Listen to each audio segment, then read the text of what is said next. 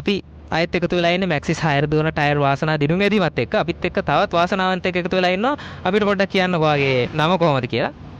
මම එල්ඩ රවී ධම්මික කොච්චර කාලයක් විතර කරනවද මේ ටූරිසම් ජොබ් එක ඔයා? 1994 තමයි ඉස්සෙල්ලාම මේක සම්බන්ධ වෙන්නේ.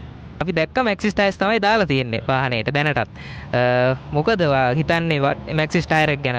මම මුලින්ම දැම්මේ 94 අවුරුද්දේ තමයි මට ඉස්සෙල්ලාම අපි ජපානයේ වාහනයක් ගෙනල්ලා ඒ ටයර් සෙට් එක ඉවරනාට පස්සේ 53.660 ටවුන් එස් කියන වෑන් එක තමයි පාවිච්චි කරේ. දිගටම මම වෑන් තමයි ගත්තේ.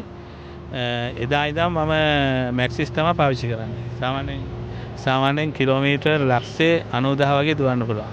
මං ගාව කාඩ් ටිකක් තියෙනවා දැන් අපි ඒ කාඩ් අතරින් බලමු වාසනාව කොහොමද තියෙන්නේ කියලා. ටයර් හතරක් දිනා ගන්න පුළුවන්. ඒ වගේම අපි තවත් ටැග් ගොඩක් ගෙනල්ලා තියෙනවා. අපි නම් කාඩ් එකක් අරගෙන බලමු.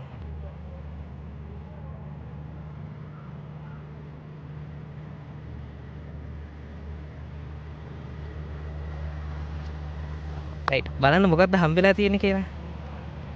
හරි. පෙර 5000ක ඩිස්කවුන්ට් එකක් තමයි මේ වෙලාවේදී හම්බෙන්නේ. මොකද හිතෙන්නේ මේ වෙලාවේ? ඇත්තටම සතුටුයි.